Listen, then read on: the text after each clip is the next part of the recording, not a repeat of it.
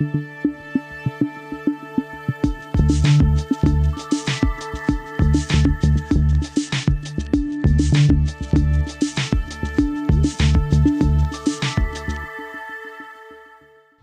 we begin, I would love for you just to think about or call to mind about the people in your life that got you here, right? The people who have inspired you, the people who have been a significant figure, or events that happened for you that even led you to either you are already in this profession or you're in a postgraduate program with the clinical or the forensic program. Just love for you to just take a moment just to call that to mind.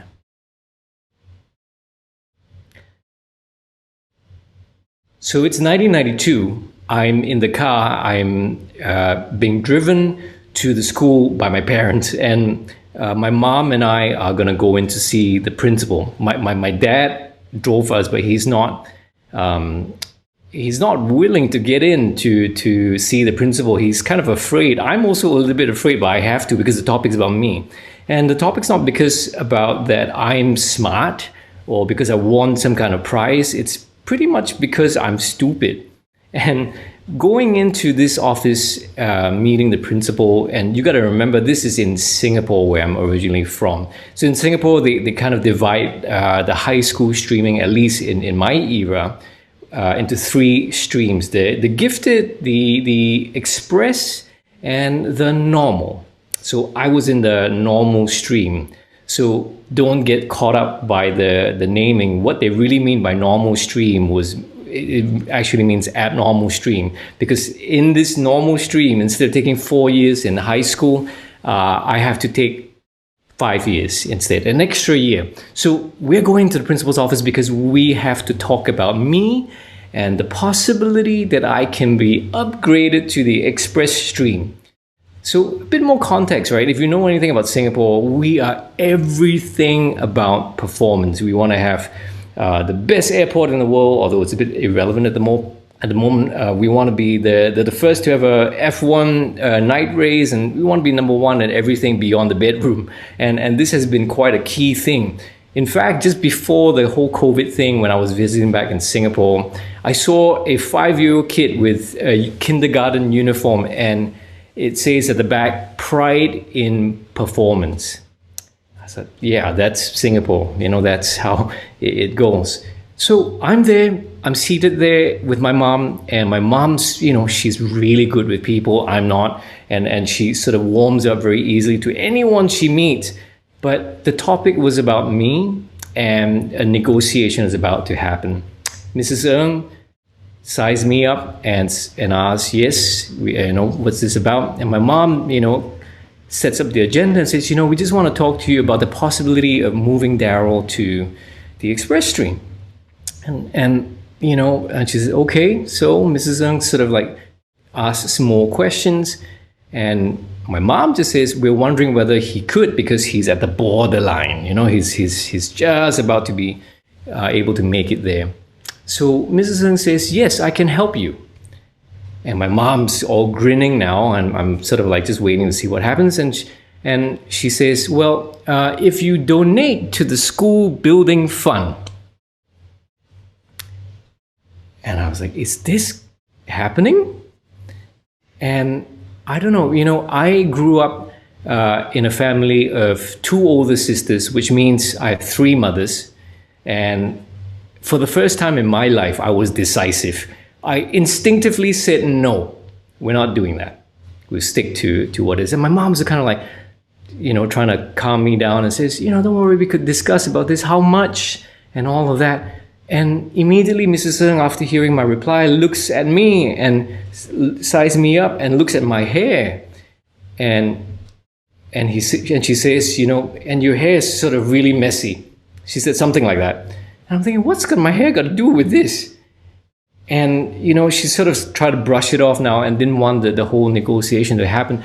But my mom says something to me at the end of this that had a profound impact that I couldn't understand at that moment.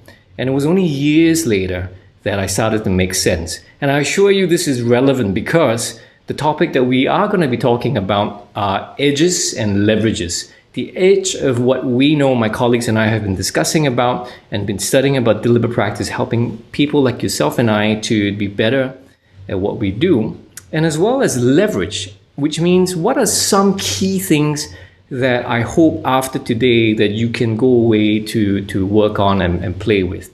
So that's my aim. But there's a real important distinction that I hope we can make right from the get-go before we go any further. So let me just fire up the share screen, and if you guys are seeing the share screen right now, there might be a bit of a blank at the moment. Can you put a thumbs up if you are seeing a share screen? Perfect. So the distinction I want to make with you today is there's a bit of an overlap, but the difference between performing and learning. The learning sciences is really clear that when you overemphasize on performance, you impede any form of deep learning, right? If you overemphasize on getting the results, so if you see a country, not just Singapore, if you look at South Korea, where it's all about meeting the grade, you actually not only kill joy and sort of dampen any spirits of learning, but it also impedes any form of lifelong learning. As you think about the person that inspired you or events in your life today at the beginning, it has implications because it is not just a one-shot moment. It could be a profound moment, but what we're going to talk about is a perpetual continuous learning pattern that we need to get to. So if school, if supervision, if training is all about just delivering and performing, it can really impede what's really necessary. So take a look at this picture for a second. And if you have a pen, or if you like, you're allowed to whip out your mobile phone and just key in what emotion do you see in this picture. Right, just look at it for a second. Paul Ekman's facial expression sort of thing, study that for a little bit. Okay, if you got that, write that down. And then write down another 5 more things as we're going to play with these questions. The first one is the level of alliance is mostly due to one of the following, right? So put down your answer, whether is it the client, the therapist, the fit between the two parties, or client outcomes, which means there's a theory that if clients are getting the benefit that they are showing up for therapy, they are also getting higher alliance. It's kind of like an inversion instead of the other way around. So either the client, the therapist, the fit, or client outcomes. Write that down. Next one. The biggest contributor to outcomes for people who come to therapy. Is it the working alliance? Is it the therapist? Is it specific ingredients of the therapist, or client factors, meaning things about the client?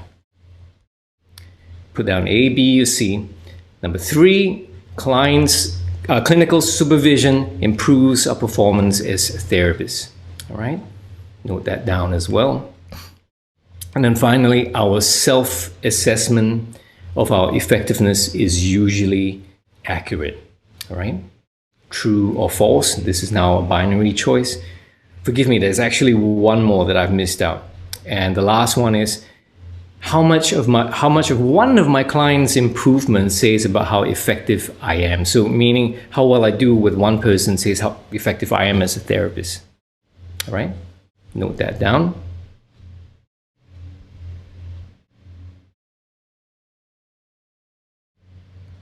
Okay.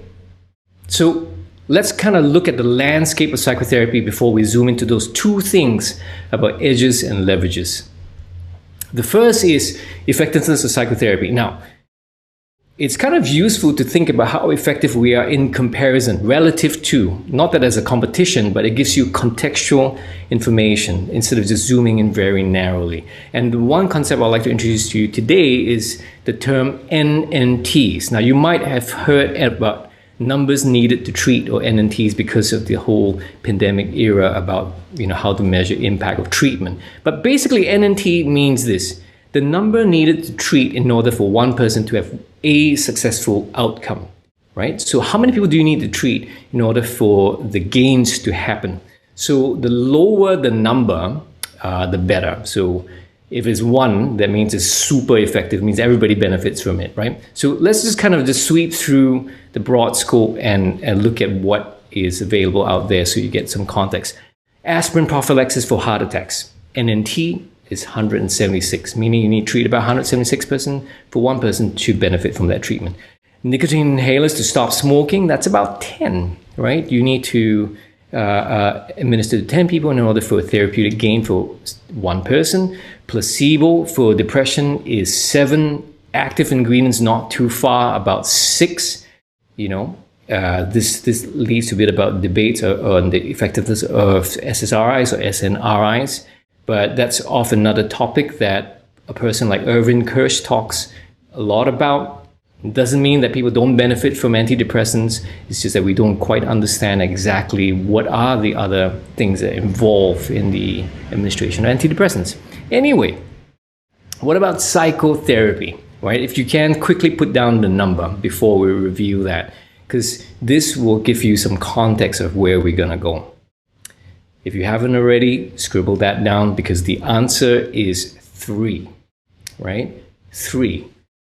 If you kind of think, what does this mean? It means that you need to treat 3 person in order for 1 person to benefit. That sort of rounds up to what statisticians would call an effect size of 0.8 standard deviation, meaning the average person who's treated compared to the untreated sample, it's about a 0.8 difference in terms of the average, which is good news, right? Which means that what you and I and other people in this mental health profession are doing has got a huge impact on outcomes. And lesser side effects, more ripple on generalized benefits into a person's life. Again, zooming out from a large proportion of the psychotherapy outcomes research that we have over the last 50 plus years by now, that a lion's share of outcomes are due to extraneous or client factors. This means things outside the treatment box. That's about 87%. 87%. Now, treatment effects accounts for about 10 to 13%. It seems small, isn't it, when you look at it that way? However, you got to remember contextually, that's still huge. A 0.8 effect size, that's in statistical terms considered large. But let's look at specifically what are inside the treatment effects. 1, the approach, the therapeutic modality that you take accounts for close to 0 to 1%. And pause for a moment and think, why is it that if this accounts for such a small piece of the puzzle, that so much of our emphasis, focus, and higher education zooms into this? Now, UNSW might be the exception here, but most of the time we zoom in too quickly on that space. What are the other pieces that account for treatment effects?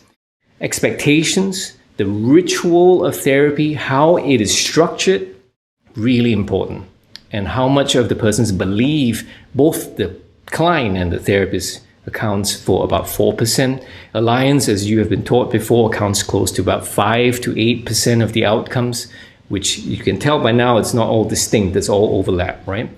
But then the biggest piece in treatment effects is dependent on you, depending on who the treatment provider is. Who matters more than what is being delivered in the treatment? And stop for a moment and think, what are the implications about this? Because a huge part of the experience of the alliance, in fact, Scott Baldwin, Bruce Wampole have done a study called the Untangling Study. It's a dismantling study where they tried to look at the relationship between alliance and outcome. They found that therapists accounts, and we rarely hear this in social science, 97% of the explanatory power of the alliance. In other words, it depends on who the service provider is. 97% of that is dependent on that. It's not just the fit. There are some therapists who seem to be able to work with a wider range of people that accounts for how much engagement is experienced in the therapy. Isn't that interesting? And I believe there's a cause for hope from what we are finding in the literature right now about the impact of deliberate practice, which we're going to dive in. And there are more studies to talk about this, but one that was done when we published in 2015, we were examining the impact of deliberate practice and in relationship to therapist outcomes. So this is not just how much people put into deliberate practice and just kind of guess about how effective they are. This is actually based on 5 years worth of outcome data that we found that when therapists have a very focused, structured way of doing deliberate practice, they account for a significant proportion of the differentiation between their performance and the average practitioner. So this, to us, is sort of interesting, but it's nothing new, because in the field of other professional domains, this has been done a long time ago. And K. Anders Ericsson, who unfortunately passed away last year, he has this to say of what deliberate practice is. Deliberate practice is an individualized training activity designed by a teacher or coach, right, to help at certain key aspects to help the person in their refinement, or what Len Vygotsky, the Russian psychologist, would call their zone of proximal development. And to receive maximal feedback, this is on this again, you have to receive ongoing feedback, and the individual have to continue to monitor their training with full concentration, which is effortful and is limited of its duration on a daily basis. Meaning it's bloody taxing. It's not something that you could do without interweaving breaks and rests. In fact, top performance is something that we don't really see about top performance. The amount of structured rest, breaks, respite, recovery periods are significant. It really has an impact on learning. And, just as a tribute to Anders Ericsson, we did a podcast episode paying tribute to him. And this is me meeting him in 2010. He said to me something that still warms my heart today. I was just a lowly researcher going back to do my doctorate at that point. And he said to me that, hey, if there's anything that you need, please just drop me a line. And he kept that promise, and we continued to have conversations around this topic. So deliberate practice is not the thing that you do in clinical practice. Make that distinction clear, because it is the stuff that happens outside the therapy box. It's what we do before, it's what we do after, right? That seems to account for that proportion of the therapist's effects. The studies that we have seen as well in Canada, for example, when there's 7 years of implementation, we see this gradual improvement over time. And if you go to the Frontiers blog as well, we talk about individuals that we have worked with that had the payoff and had seen their own outcomes improve over time. You can tell as well, this is not, a one-shot thing. It's something less about intensity, more about consistency. I think it's also important that we make a contrast between default practice and deliberate practice, so that this becomes a bit more high fidelity when we see the implications for our work. So default practice is usually something that's designed by a teacher. We follow a course curriculum that's designed for the masses, for the average person. And then we test you, we see what kind of performance you have to monitor if you are competent. And then we repeat, because practice makes perfect, isn't it?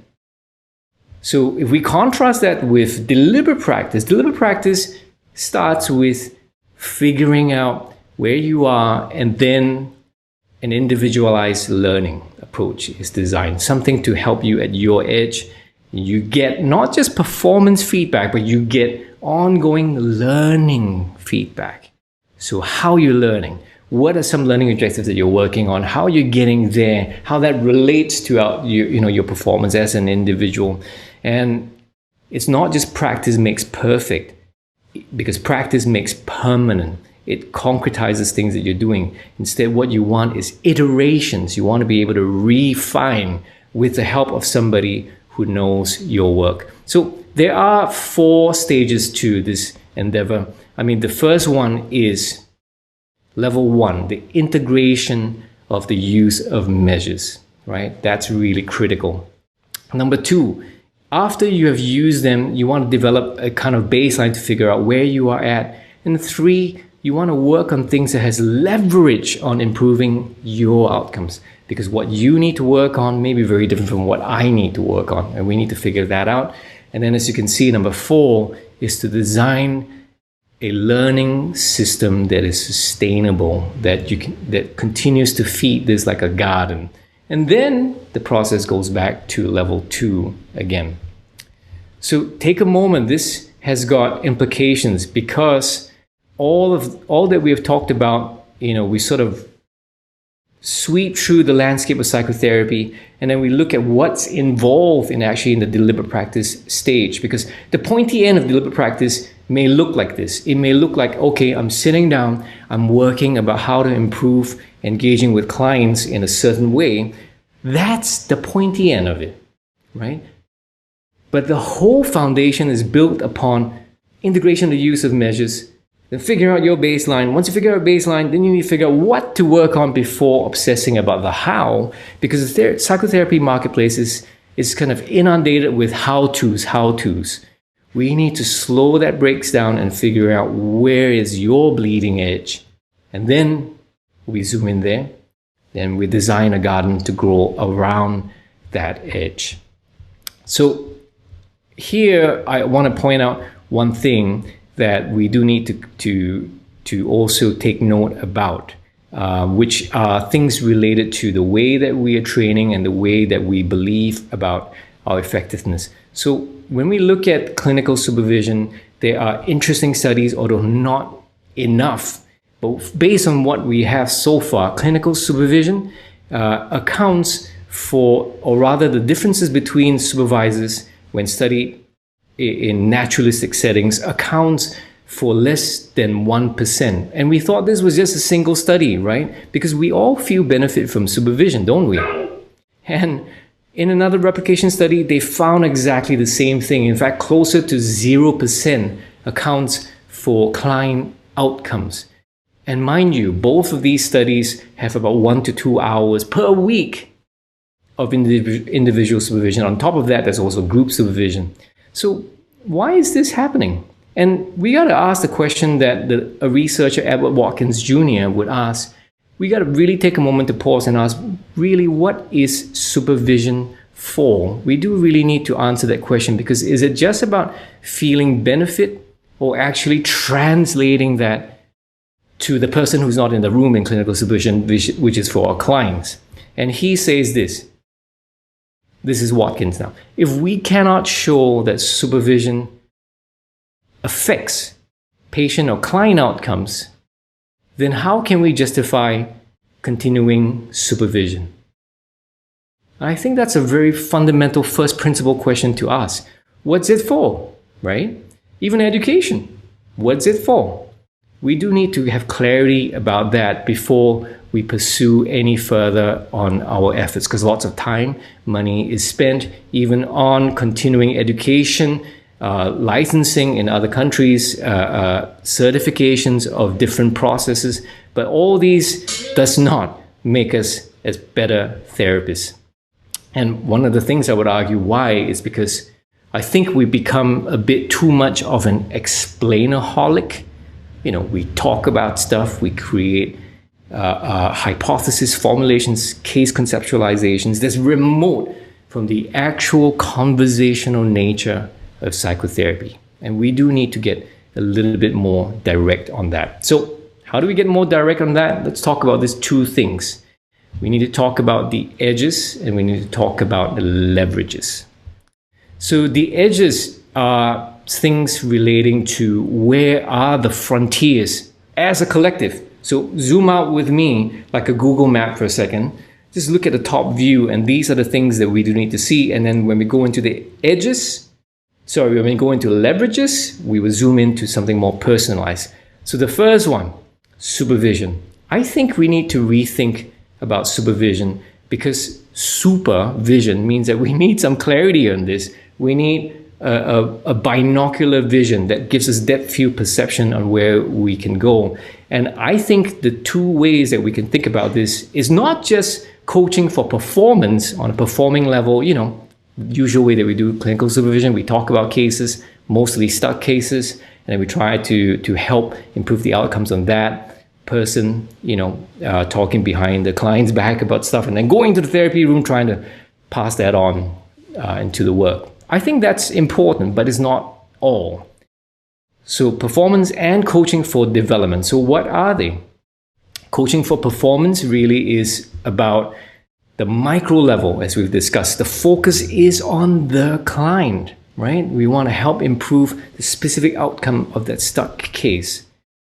But then on the other lens, we do need to have a macro level as well, which means establishing an ongoing learning and development plan, analyzing the data on the therapist level, and the focus is on the growth edge of the therapist.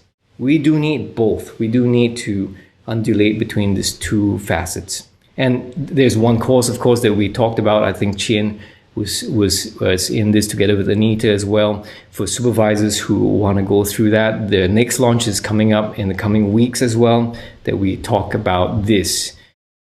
The other edge is that we do need to think about measuring growth, not competence.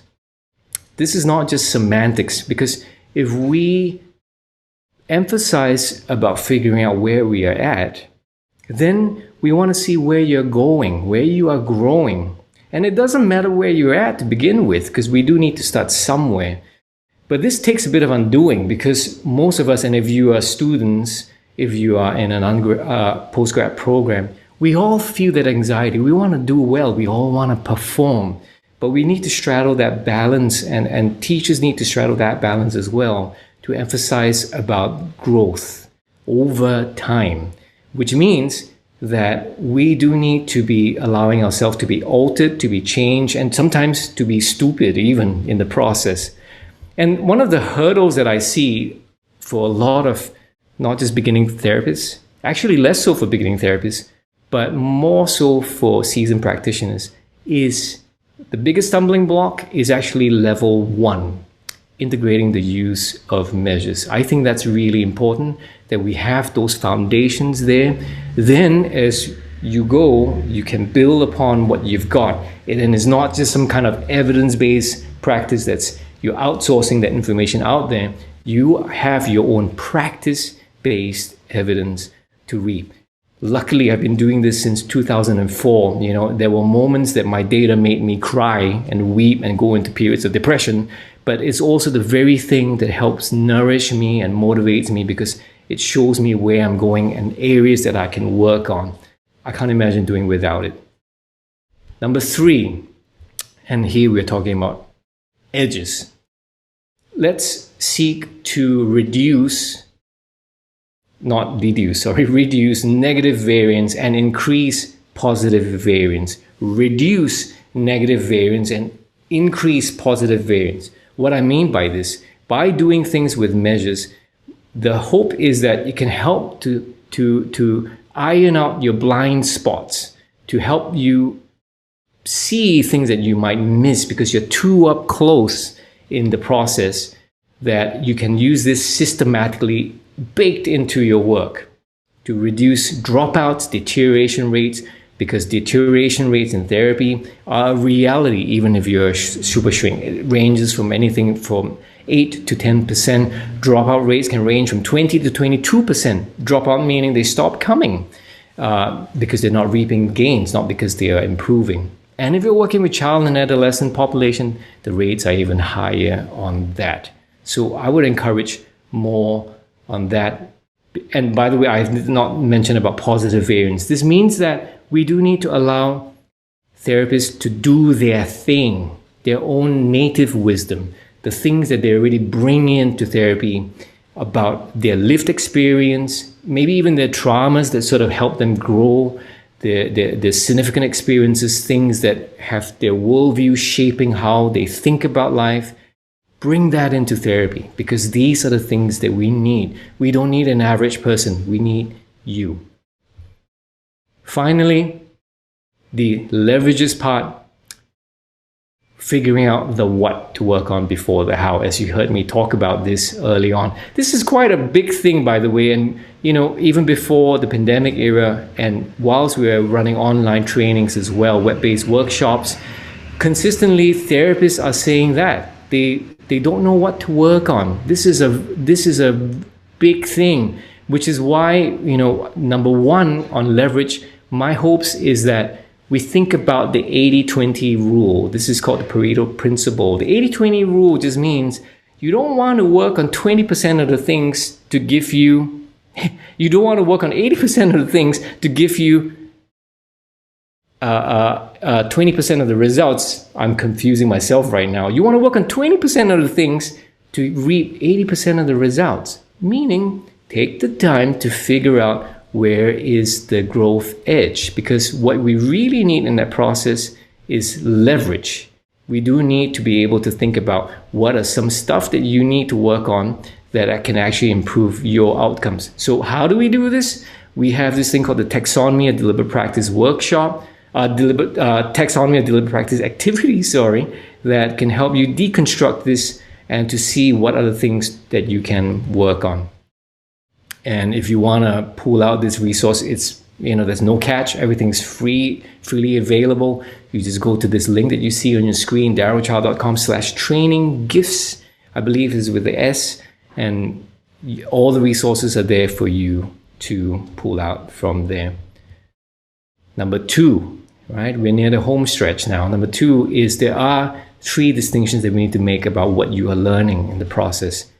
I see them as number 1, content knowledge, meaning learning about psychopathology, learning about psychotherapy models. I think that's 1/3 of the piece of the puzzle that you can be learning. But we also need to understand what is process knowledge and conditional knowledge. Process knowledge is about how we are engaging that in conversation. And number 3, about content knowledge, is about what happens when things change, right? If this, then that, right? But if that change, what do? We do need to have some level of flexibility around that space. So this leaves me with the last one, is my final suggestion about leverage for you is developing a centralized personal learning system, or PLS.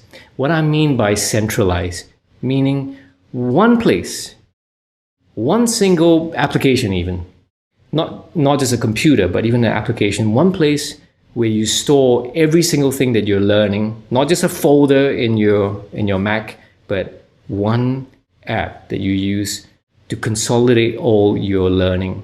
Because here you want to grow an extension of your mind. Sometimes this is referred to almost as like a second brain. I don't really see this as a second brain, but it's real extension of you, because you are going to be learning stuff, whether you're seeing clients or if you're attending tutorials and lectures and so on.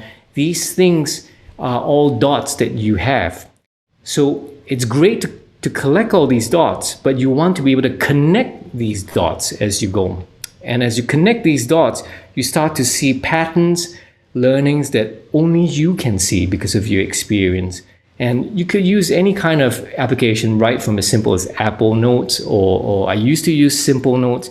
I now use a software called Obsidian. Obsidian is something I really have fallen in love. I'm usually quite stubborn on changing softwares, but I made the switch a couple of months ago because they allow you to create a kind of neural network. It was pretty cool. You get to see a neural network about how your notes are connecting them as you link the notes with your prior knowledge. Because that's how we learn, connecting with your existing knowledge about stuff. So I do highly suggest that that's definitely one area that you can have leverage on. You remember this picture we saw at the beginning? Look at your answer. Look at what you've put down. And I think sometimes we do need to have some context just to step back a little.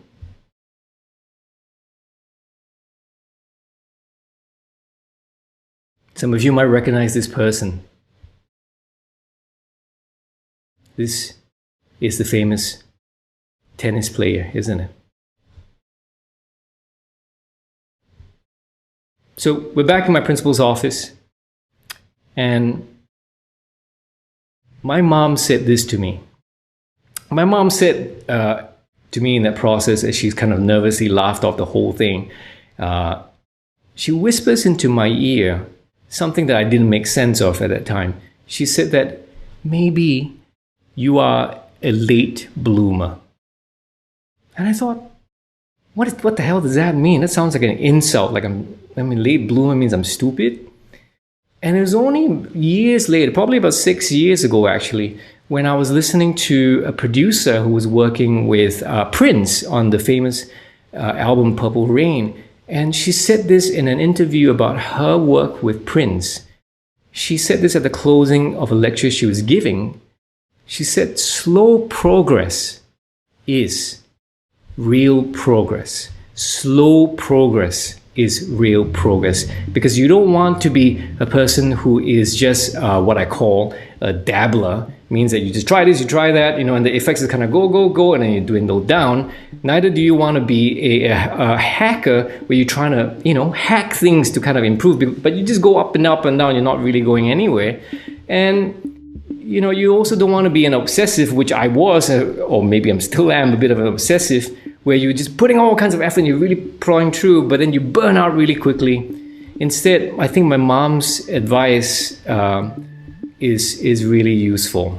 And I don't know if she knew that impact it had on me, or it has on me today, age 43, but to be a late bloomer.